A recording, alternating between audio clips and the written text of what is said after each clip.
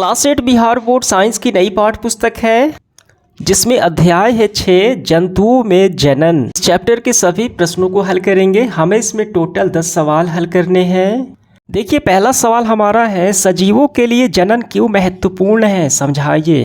जितने भी जीव होते हैं अपने जैसे संतति यानी संतान उत्पन्न करते हैं, ये क्यों महत्वपूर्ण है। यहाँ पहले समझिए, जनन जाति यानी स्पीशीज की निरंतरता बनाने के लिए आवश्यक है।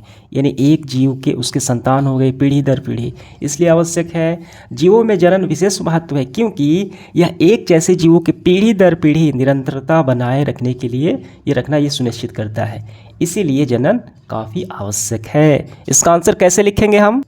इसका उत्तर हम ऐसे करेंगे, जनन जाति यानी स्पीशीज की निरंतरता बनाने के लिए आवश्यक है, जिसमें जीव अपने समान नए संतान यानी संतति पैदा करते हैं, जिससे उसकी प्रजाति पीढ़ी दर पीढ़ी आगे बढ़ती रहती है।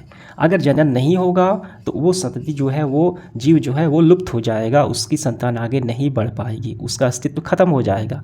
इसीलिए अपनी निरंतरता बनाने के लिए जो है जनन आवश्यक है। ये आपका आंसर हो गया पहले का। दूसरा सवाल देखिए क्या है, मनुष्य में निषेचन यानी फर्टिलाइजेशन प्रक्रम को समझाएं। देखिए, हमने शुरू में ही इसको समझा है। लैंगिक जनन के तहत होता है मनुष्य में निषेचन, जिसमें मेल का होता है स्पर्म और देखिए और फीमेल का होता है एग। ये दोनों मिलते हैं तो होता है निषेचन, फर्टिलाइजेशन। फिलियोपियन ट्यूब में बन जाता है युग्मनक और यही युग्मक चला जाता है गर्भाशय में तो बन जाता है भ्रूण, विकसित हो जाता है भ्रूण तो बन जाता है ये क्या, बच्चा। ऐसे होता है। देखिए, इसका उत्तर आपको ऐसे लिखना है, मनुष्य में निषेचन लैंगिक जनन द्वारा संपन्न होता है, जिसमें नर और मादा के युग्मकों शुक्राणु और अंडाणु का संलयन होता है, मिलन होता है, जिसमें युग्मक का निर्माण होता है। यह प्रक्रिया फिलियोपियन ट्यूब में होती है। कहाँ होता है ये प्रक्रिया? फिलियोपियन नालिका यानी फिलियोपियन ट्यूब में होता है और ये एक नए जीव के विकास में ये आरंभ करती है। ठीक है, और बाद में गर्भाशय में चला जाता है। ये काफ़ी संक्षेप में है, इसका आंसर यही आपको कर लेने हैं। तीसरा सवाल है, देखिए हमें सही विकल्प का चयन करना है। आंतरिक निषेचन होता है तो लैंगिक जनन में आंतरिक निषेचन होता है जो मादा के शरीर के अंदर होता है। ठीक है, कौन कौन से? मनुष्य, गाय, कुत्ता, ये सारे तो मादा के शरीर में होता है। तो ये आपका आंसर होगा इसका पहला। देखिए, अगला है खा नंबर। एक टेडपोल जिस प्रक्रम द्वारा वयस्क में विकसित होता है वह है। देखिए, कुछ जंतुओं के जो शिशु होते हैं वो वयस्क के समान नहीं होते, यानी डायरेक्ट बच्चे को समान बड़े ऐसे नहीं होते। उनमें जंतुओं में शिशु का विकास जो है कुछ विशेष परिवर्तनों के साथ ये वयस्क में रूपांतर करते हैं, उसको बोलते हैं कयांतरण। जैसे कि मेढक का ले लीजिए, मेढक अंडे देते हैं, आरंभिक टेडपोल ऐसे बनता है, फिर बाद में ऐसे बनता है, हाथ पैर मारता है तो बाहर निकल के बन जाता है मेढक, ऐसे होता है। तो इसको बोलते हैं कयांतरण। इसका हम दूसरा रखेंगे। इसके बाद गौ पाठ में एक युग्मनक में पाए जाने वाले केंद्रकों की संख्या होती है। देखिए, युग्मनक में एक ही केंद्रक होते हैं, यानी एक नर और एक मादा शुक्राणु और अंडाणु के केंद्रकों का एक संलयन होता है। ठीक है, जिसको हम एक ही मानते हैं। तो यहाँ पे आपको रखना है एक केंद्रक होते हैं। ठीक, ये हो गया ऑप्शन नंबर दूसरा। इसके बाद देखिए, सही और गलत का चयन करना है। सत्य के लिए ट्रू और असत्य के लिए फॉल्स यहाँ पे हमें टिक करने हैं। देखिए, यहाँ पे समझिए, कुछ जंतु अंडे देते हैं जो बाद में शिशु में विकसित होते हैं। ठीक, और वह जंतु जो सीधे शिशु को जन्म देते हैं उसको जराजुस उसको बोलते हैं, और वे जंतु जो अंडे देते हैं उसे अंडप्रजक बोलते हैं। जो अंडे देते हैं उसके शिशु बाद में विकसित होते हैं। ये तो गलत हो गया, इसको हम लगाएंगे एफ यानी फॉल्स। ठीक है, इसके बाद दूसरा देखिए, प्रत्येक शुक्राणु एक एकल कोशिका होती है। ये बिल्कुल सही है, प्रत्येक शुक्राणु एक एकल कोशिका ही होती है। इसके बाद मेढक में बाह्य निषेचन होता है, ये भी बिल्कुल सही है, पानी के बाहर होता है, शरीर के अंदर नहीं होता। ठीक, टेडपोल द्वारा उसमें कैंतर की विधि होती है। वह कोशिका जो मनुष्य में नए जीवन का प्रारंभ करता है युग्मनक कहलाती है, ये भी बिल्कुल सही है। मेल और फीमेल जो स्पर्म और एग मिलते बनता है फर्टिलाइजेशन, ठीक, उसको बोलते हैं युग्मनक। अब इसके बाद निषेचन के बाद यानी फर्टिलाइजेशन के बाद दिया गया अंडा एक एकल कोशिका है। ये क्या है? ये जो स्टेटमेंट है ये बिल्कुल सही है, बिल्कुल ये भी सही है, एकल कोशिका होता है। अमीबा मुकुलन द्वारा जनन करता, अमीबा मुकुलन द्वारा नहीं होता। ये किसके द्वारा? ये द्विखंडन द्वारा होता, हमने शुरू में ही देखा। ये क्या है? ये एफ है, फॉल्स है। अलैंगिक जनन में भी निषेचन आवश्यक है। अलैंगिक जनन में निषेचन तो कोई ज़रूरी नहीं है, वो नहीं होता, एकल जीव द्वारा ही होता है, ये ज़रूरी नहीं है। तो ये भी क्या है? एफ यानी गलत है, फॉल्स है। द्विखंडन अलैंगिक जनन की एक विधि है, बिल्कुल सही है, जिसमें अमीबा में होता है। ये क्या है? ट्रू, ठीक, सही हो गया। निषेचन के परिणाम स्वरूप युग्मनक बनता है, बिल्कुल सही बात है, और ये चला जाता है गर्भ में, यानी भ्रूण का निर्माण होता है। ये भी हो गया ट्रू, यानी सही। भ्रूण एक एकल कोशिका का बना होता है, ये एकल कोशिका का बना होता है, बिल्कुल सही है। भ्रूण भी एकल कोशिका ही होता है, दोनों मिलके एक संयुक्त रूप से संलयन द्वारा एकल कोशिका बनाते हैं।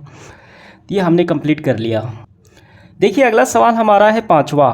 युग्मनज और गर्भ में दो दो भिन्नताएं दीजिए। युग्मनज क्या होता है? मेल का स्पर्म और फीमेल का एग बनता है, फर्टिलाइजेशन होता है, बनता है युग्मनज, और गर्भाशय में ये चला जाता है, बन जाता है भ्रूण। ये जो युग्मनक होता है और गर्भ होता है, ये दोनों अलग अलग चीज़ें हैं। इसमें क्या अंतर है वो हम बताएंगे। देखिए इसका आंसर कैसे करेंगे। इस साइड है युग्मनज और उस साइड है गर्भ। पहला है निषेचन के समय शुक्राणु और अंडाणु सलित होकर एक हो जाते हैं, जिसके परिणाम स्वरूप युग्मनज का निर्माण होता है। और वहीं गर्भ की बात की जाए, युग्मनज विकसित होकर भ्रूण बनता है, और यह भ्रूण वो अवस्था जिसमें शारीरिक अंगों की पहचान हो सके वो गर्भ कहलाता है। दूसरा, यह जनन प्रक्रम के प्रथम चरण के परिणाम स्वरूप होता है, और इसमें गर्भ में यह गर्भ का विकास पूरा हो जाए तब माँ नवजात शिशु को जन्म देती है। ये हमने कर दिया। इसके बाद देखिए 6 नंबर सवाल क्या है। यहाँ पे अलैंगिक जनन की परिभाषा हमें लिखना है। जंतुओं में अलैंगिक जनन की 2 विधियाँ हमें वर्णन करनी है। सबसे पहले देखिए अलैंगिक जनन क्या होती है उसकी परिभाषा कर लेते हैं, और उसके बाद 2 विधियाँ हम भी यहाँ पे बताएंगे। देखिए इसका उत्तर हम ऐसे करेंगे। अलैंगिक जनन एसेक्सुअल रिप्रोडक्शन, इस प्रकार के जनन में एक ही जनक द्वारा नए जीव का जन्म होता है। इसमें नर और मादा की आवश्यकता नहीं होती, मेल और फीमेल यानी एग और स्पर्म की आवश्यकता नहीं पड़ती। तो इस विधि को बोलते हैं अलैंगिक जनन। ये हो गया। अब 2 विधि हमें बताने हैं, तो हम लिखेंगे ऐसे। जंतुओं में अलैंगिक जनन की विधियाँ। पहला मुकुलन, ऐसे जनन प्रक्रिया जिसमें कि जनक में एक या एक से अधिक उभार मुकुल विकसित होता है जो नए जीव को जन्म देता है, उसको बोलते हैं मुकुलन कहलाता है। जैसे कि हाइड्रा में मुकुलन। ठीक, ये हम देखेंगे, पहले इसको पहले समझ लीजिए। और दूसरा विधि है द्विखंडन, ऐसा जनन जिसमें जीव विभाजित होकर यानी बंटकर 2 संतति यानी 2 संतान में बंट जाता है, उसको बोलते हैं द्विखंडन विधि, जैसे कि अमीबा में होता है। चलिए दोनों को हम लोग देख लेते हैं। देखिए ये हो गया हाइड्रा, हाइड्रा के बाहर ये बाहर उभार हुआ, इसको बोलते हैं मुकुल। और यही उभार कुछ समय बाद, कुछ हफ्तों महीनों के बाद इससे थोड़ा बड़े होकर ये अलग हो जाता है, स्वतंत्र जीव ये जीवन यापन करता है। तो ऐसे हाइड्रा में जनन होता है। ठीक, अलैंगिक जनन की विधि मुकुलन द्वारा। और दूसरी विधि है, इसको बोलते हैं द्विखंडन। ये अमीबा है, एकल कोशिकीय जीव। अमीबा में जनन देखिए ये 2 हिस्सों में बंट जाता है। 2 इसकी कोशिका देखिए क्या है, केंद्रक है, तो 2 हिस्सों में बट गया। ये 2 स्वतंत्र जीव का निर्माण कर लिया है। कौन सी विधि? द्विखंडन द्वारा। 7 नंबर सवाल देखिए, मादा के किस जनन अंग में भ्रूण का रोपण होता है? मेल और फीमेल के जो फर्टिलाइजेशन होते हैं, बनता है युग्मनक, और यही युग्मनक चल जाता है गर्भाशय में। तो कहाँ होता है? गर्भाशय में होता है। देखिए यहाँ पे बन गया युग्मनक और ये चला गया गर्भाशय में, तो बन गया ये भ्रूण। ठीक है, तो हम क्या लिखेंगे? तो हम ये बात लिखेंगे, गर्भाशय में भ्रूण का निरंतर विकास होता है। 8 नंबर सवाल है, क्यांतरण किसे कहते हैं? उदाहरण दीजिए। क्यांतरण जो प्रक्रिया है ये मेढक के जनन से संबंधित है। ठीक, वो कई रूपों में उसका जनन प्रक्रिया होती है, उसको बोलते हैं क्यांतरण। देखिए यहाँ पे उसके जो विशेष परिवर्तन हो जाते हैं टेढ़फोल के, उसको बोलते हैं क्यांतरण। इसका आंसर कैसे लिखेंगे? हम ऐसे करेंगे। देखिए कुछ जंतुओं में शिशु वयस्क के समान नहीं होते। ऐसे जंतुओं के शिशुओं को कुछ विशेष परिवर्तनों के साथ वयस्क में रूपांतरण क्यांतरण कहलाता है। जैसे कि मेढक, ठीक, टेढ़फोल रूपांतरित होकर वयस्क में बदल जाता है, जो छलांग लगा सकता है और तैर सकता है। ये पूरा कंप्लीट इसका आंसर हो गया। 9 नंबर सवाल है, आंतरिक निषेचन और बाह्य निषेचन में भेद बताइए। देखिए इसका उत्तर हम ऐसे लिखेंगे, वह निषेचन जो मादा के शरीर के अंदर होता है उसको बोलते हैं आंतरिक निषेचन। ठीक, जैसे कि मनुष्य, गाय, कुत्ते, मुर्गी इत्यादि में आंतरिक निषेचन होता है। ये तो हो गया आंतरिक निषेचन। अब इसके बाद लिखेंगे हम बाह्य निषेचन, जो इसका अंतर हो जाएगा। फिर लिखेंगे इस प्रकार का निषेचन जिसमें कि नर और मादा युग्मनक का संलयन यानी मिलन मादा के शरीर के बाहर होता है, उसको बाह्य निषेचन बोलते हैं। जैसे कि मछली, स्टारफिश, मेढक में भी होता है ऐसे। ठीक है, तो अंतर स्पष्ट हो गया। अगला सवाल हमारा 10 नंबर है, नीचे दिए गए संकेतों की सहायता से क्रॉस शब्द पहली को पूरा कीजिए। काफ़ी ध्यान से समझना है। बाईं से दाईं तरफ यानी ऐसे हमें जाना है, बाईं से दाईं तरफ, और इसमें है ऊपर से नीचे। पहले बाईं से दाईं तरफ। पहला सवाल देखिए, यहाँ अंडा उत्पादित होते हैं। यहाँ अंडा उत्पादित होते हैं, ये फीमेल का पार्ट है जिसको बोलते हैं ओवरी यानी अंडाशय। हम लिखेंगे, देखिए पहला है, ऐसे हमें जाना है, ठीक, ऐसे लिखेंगे अंडाशय, ये हो गया अंडाशय। इसके बाद देखिए तीसरा यहाँ पे है, बाईं से दाईं तरफ, वृषण में उत्पादित होता है, टेस्टिस में क्या बनता है, स्पर्म बनता है, ऐसे हमें देखना है, ऐसे जाना है, तो शुक्राणु, ये हो गया आपका शुक्राणु बन गया। इसके बाद देखिए चौथा है, हाइड्रा का अलैंगिक जनन है, हाइड्रा में कैसे होता है, उभार होता है, ठीक। तीसरा कहाँ है, तीसरा देखिए हाइड्रा का, चौथा है ये, हाइड्रा का अलैंगिक जनन है, ये हो गया, इसको बोलते हैं मुकुलन, मुकुलन, ठीक है, जिसमें शरीर में उभार होता है और यही उभार अलग हो जाता है, बन जाता है स्वतंत्र जीव। तो हमने ये कर लिया। अब देखिए ऊपर से नीचे ऐसे हमें देखना है, इसका पहला पार्ट, यह मादा युग्मनक है, कौन सा है, तो ऐसे हमें देखना है, तो ये हो गया अंडाणु, अंडाणु ही तो होता है फीमेल का, और मेल का होता है स्पर्म, ठीक। दूसरा है नर और मादा युग्मनक का मिलना, उसको बोलते हैं निषेचन।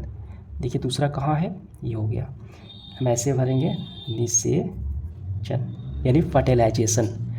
चौथा है एक अंड प्रजक जंतु, जो अंडा देने वाला होता है, बच्चा नहीं देकर अंडा देता है, यहाँ पे हो गया मुर्गी, देखिए यहाँ पे दिया गया है, ठीक, पहले से मुँह दिया गया मुर्गी।